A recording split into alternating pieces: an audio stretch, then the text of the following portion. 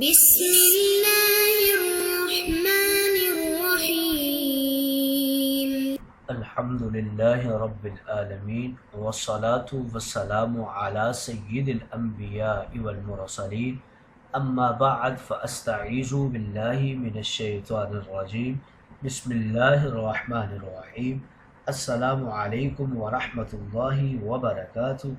عزیز طلبہ کرام، امید کرتا ہوں آپ خیر سے ہوں گے۔ انشاءاللہ آج ہم مشکوٰۃ المصابیح کے درس نمبر 231 میں باب البر والصلہ فصل اول سے حدیث نمبر 4920 سے لے کر 4924 تک پڑھنے کی سعادت حاصل کریں گے۔ آج کے درس میں ان احادیث مقدسہ کا ترجمہ ہوگا اور ساتھ ساتھ ان احادیث مبارکہ کی توضیح و تشریح کرنے کی سعادت حاصل کریں گے۔ تو آئیے طلبہ کرام بلا تاخیر بڑھتے ہیں اپنے آج کے درس کی طرف۔ بسم اللہ الرحمن الرحیم۔ حضرت ابو ہریرہ رضی اللہ تعالی عنہ ہی راوی ہیں۔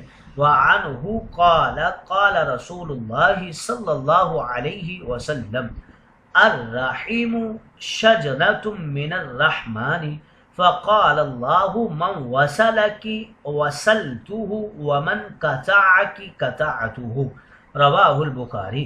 حضرت ابو ہریرہ رضی اللہ تعالی عنہ راوی ہیں، کہتے ہیں کہ رسول کریم رؤوف الرحیم، تاجدار انبیاء، رسول مہرباں، حبیب کبریا، آپ نے ارشاد مقدس و مطہر فرمایا، رحم کا لفظ رحمان کے لفظ سے نکلا ہے، چنانچہ اللہ تعالیٰ نے رحم یعنی رشتے ناتے سے فرمایا کہ جو شخص تجھ کو جوڑے گا یعنی تیرے حق کو ملحوظ رکھے گا، میں بھی اس کو اپنی رحمت کے ساتھ جوڑوں گا، اور جو شخص تجھے توڑ دے گا یعنی تیرے حق کا لحاظ نہیں کرے گا، میں بھی اس کو توڑ دوں گا، یعنی ایسے شخص کو اپنی رحمت سے محروم کر دوں گا۔ شجنتن کی بابت گفتگو کر رہے ہیں۔ غرفتن کی طرح فا کلمہ پر تینوں حرکات جائز ہیں، جیم ساکن ہے، نون پر فتح ہے۔ شجنتن یہ شاخ اور ریشہ کے معنی میں آتا ہے، مطلب یہ ہے کہ رحم رحمان کی شاخ ہے، اسی سے مشتق بھی ہے اور اسی کا ریشہ بھی ہے۔ اس حدیث مقدسہ سے معلوم ہو گیا کہ نام کے اشتراک کا بھی اثر پڑتا ہے اور اس کا اعتبار بھی ہے، یہاں رحمان اور رحم کا مادہ مشترک ہے۔ آئیے اگلی حدیث مقدسہ کی طرف بڑھتے ہیں۔ حضرت عائشہ رضی اللہ تعالی عنہا راویہ ہیں۔ وعن عائشة قالت قال رسول الله صلى الله عليه وسلم الرحم معلقة بالعرش تقول من وصلني وصله الله ومن قطعني قطعه الله، متفق علیہ۔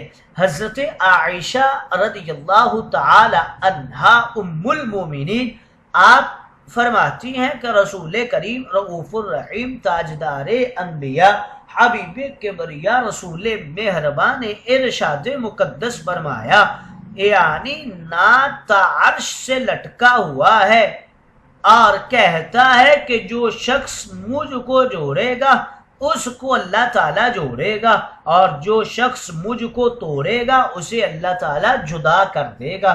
گویا رشتے کی بڑی اہمیت ہے۔ معلقۃ بالعرش یعنی عرش کے پائے کے ساتھ رشتہ اور ناطہ لٹکا ہوا ہے۔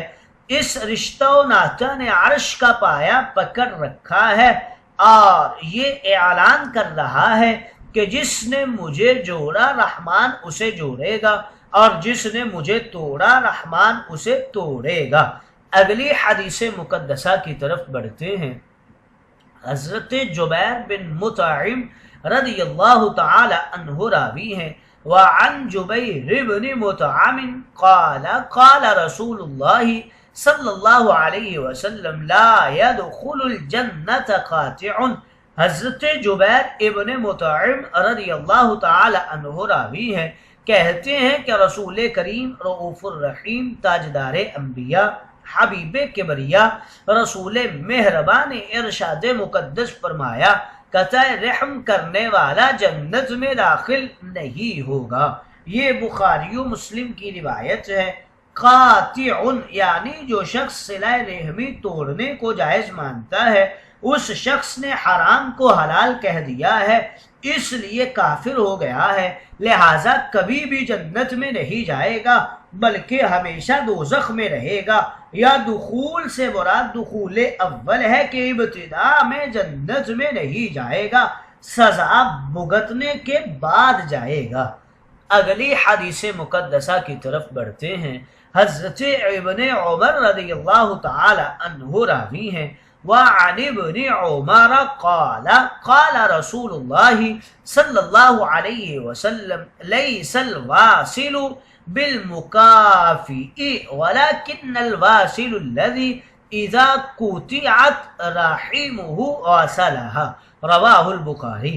حضرت ابن عمر رضی اللہ تعالی عنہ راوی ہیں، کہتے ہیں کہ رسول کریم رؤوف الرحیم تاجدار انبیاء حبیب کبریا رسول مہربان نے ارشاد مقدس فرمایا کامل صلہ رحمی کرنے والا وہ شخص نہیں ہے جو بدلہ چکائے، بلکہ کامل صلہ رحمی کرنے والا وہ ہے کہ جب اس کی قرابت کو منقطع کیا جائے تو وہ اس قرابت کو قائم رکھے۔ یہ بخاری شریف کی روایت ہے۔ گویا ان احادیث مقدسہ میں رشتہ جوڑنے کی اہمیت کو ذکر کیا گیا ہے۔ اگلی حدیث مقدسہ کی طرف بڑھتے ہیں۔ حضرت ابو ہریرہ رضی اللہ تعالی عنہ راوی ہیں، وعن ابی ہریرہ ان رجلا قال یا رسول اللہ ان لی قرابۃ اصلهم ويقطعوني وأحسن إليهم ويسيئون إلي وأحلم عنهم ويجهلون علي، فقال لئن كنت كما قلت فكأنما تصفهم الملة ولا يزال معك من الله زهير عليهم ما دمت على ذلك، رواہ مسلم۔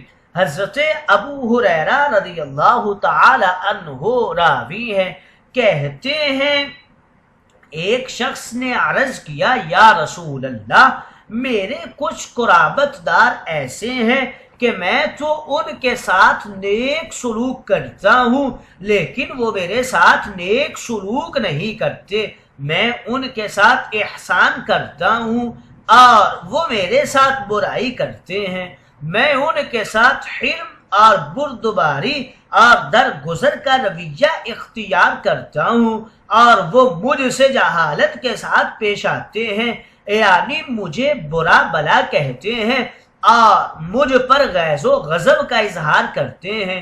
اس کی یہ باتیں سن کر تاجدار انبیاء اور رسول مہرباں حبیب کبریا آپ نے ارشاد مقدس و مطہر فرمایا کہ اگر تم ایسے ہی ہو جیسا کہ تم نے بیان کیا ہے تو گویا تم ان کو گرم راکھ پھکاتے ہو اور تمہارے ساتھ اللہ کی طرف سے ہمیشہ مدد و نصرت ہے جو ان کی ایذا رسانی اور ان کے شر سے تمہاری محافظ ہے جب تک کہ تم اسی صفت پر قائم ہو۔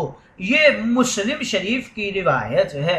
تصفهم الملہ، المل یہ گرم راکھ کو کہتے ہیں اور تصف یہ بات افعال سے ہے، منہ میں راکھ پھکانا اور ڈالنا مراد ہے، یعنی اگر واقعہ ایسا ہی ہے تو پھر تمہارا یہ احسان گویا ان کے منہ میں گرم گرم راکھ ہے جو تم ڈال رہے ہو، کیونکہ وہ لوگ تمہارے احسان کا نہ بدلہ دیتے ہیں، نہ تذکرہ کرتے ہیں اور نہ ہی شکریہ ادا کرتے ہیں بلکہ الٹا تنگ کرتے ہیں۔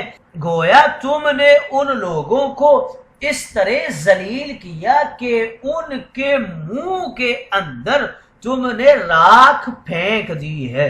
ان احادیث مقدسہ میں تاجدار انبیاء حبیب کبریا رسول مہرباں حضور انور صلی اللہ علیہ وسلم نے آپ نے انہی باتوں کی طرف اشارہ کیا کہ کس طرح رشتوں کو جوڑ کر رکھا جاتا ہے، اور اگر کسی شخص کے اوپر اس کے حسن خلق کی وجہ سے، اس کے اچھے رویوں کی وجہ سے، اس کے عفو درگزر کی وجہ سے، اس کے حلم و بردباری کی وجہ سے کوئی زیادتی کرتا ہے، اسے تنگ کرتا ہے، غیظ و غضب کرتا ہے، اس کی اچھائی کا جواب برائی کے ساتھ دیتا ہے، اس کے بھلے کا جواب ہمیشہ برا ہی دیتا ہے، تو تاجدار انبیاء نے فرمایا کہ ان لوگوں کے شر سے تمہاری محافظ رب تعالیٰ کی رحمت ہے، اور اللہ کے ہاں تمہارا بڑا اجر و مقام ہے، کیونکہ تم تو ان کو راگ پھکا رہے ہو،